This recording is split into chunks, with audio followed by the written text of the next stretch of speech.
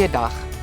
Ons dink hierdie week aan gebed en hoe dit ons aan mekaar verbind en ons menswees vorm. Dit is een van die oudste praktyke in die kerk reg oor die eeue om die psalms saam te bid. Die gewoonte van ou gebede bid, ander mense se gebede saam te bid, het vir my soveel waarde. Die waarde lê daarin dat ek nie met alles wat gebid word resoneer nie. En dit herinner my dat ek nie die middelpunt van dit wat God in die wêreld doen is nie. Dit het ook waarde, want ek leer hoe om oor goed te bid, sodat ek wel in 'n tyd wanneer ek dit gaan nodig kry, wanneer dit wel vir my relevant gaan wees, al geleer het hoe om oor daardie sake in gebed na God toe te kan kom. So die Bybel het wonderlike voorbeelde van verskillende soorte gebede wat ons so saam met ander kan bid. Elkeen van hierdie verskillende soort gebede vorm ons as mens, maar ook as 'n groep gelowiges. So een van die bekendste gebede in die psalms is sekerlik Psalm 103. Ek nooi jou uit om dit saam met my te lees. Van Dawid. Ek wil die Here loof met alles wat in my is, wil ek sy heilige naam loof. Ek wil die Here loof en nie een van sy weldade vergeet nie.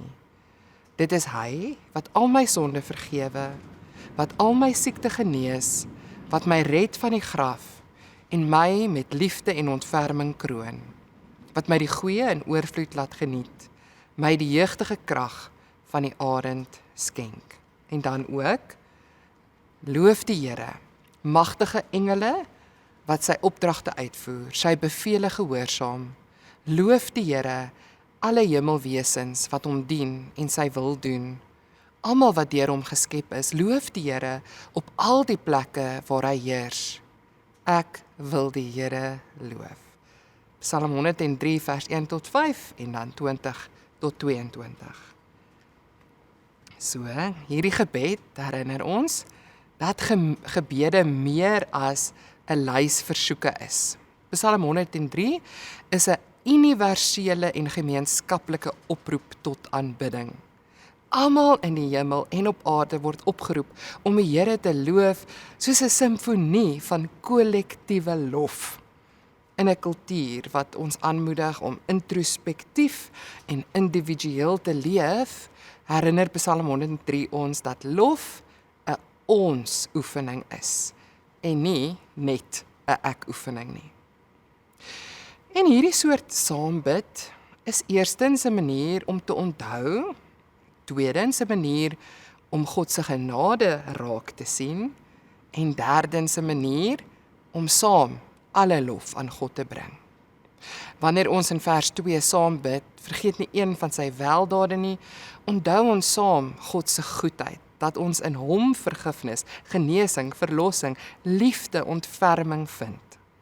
Ons aanbid God nie op grond van hoe ons voel nie, maar op grond van wie hy is. Hierdie opsomming van 'n God se weldade is nie net persoonlik nie. Dit is gemeenskaplik.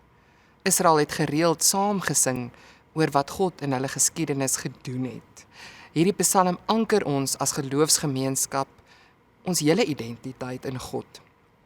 En baie verder as net hierdie oomblik waarin ons nou onsself bevind.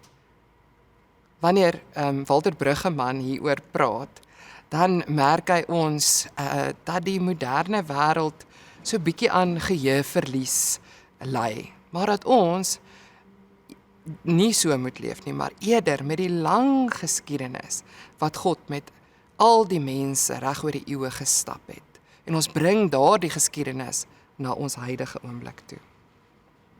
Gemeenskaplike lof help ons om te onthou wie God is en wie ons is in verhouding met hom. Vers 12 herinner ons aan God se genade.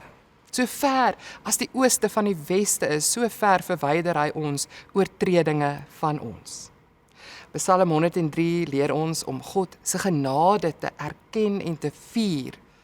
God behandel ons nie volgens wat ons verdien nie. Elkeen van ons, ongeag van ons posisie in die wêreldse koninkryk, is gelyk voor God. Ons het almal God se genade ewe nodig en kan hom in dankbaarheid eer, dat God sy genade so oorvloedig aan elkeen van ons uitdeel. In aanbidding vier ons nie ons eie verdienste nie, maar die genade wat onbeskryflik groot is. Hierdie Psalm eindig in 'n kosmiese crescendo. Engele, hemelse wesens, die hele skepping word opgeroep tot lof. Dis 'n beeld van aanbidding wat alles en almal insluit. Hemel en aarde, individue en gemeenskappe. Dit laat my dink aan iemand wat gesê het, to live in tune with the reality of God's reign is what praise is all about. Wanneer ons saam loof, skep ons 'n kontrakultuur teen vrees en selfsug. Ons bely met ons gebede dat God regeer en dat ons sy mense is. En so, dalk sit jy vandag daar en jy het 'n paar mense saam met wie jy gereeld bymekaar kom en saam bid.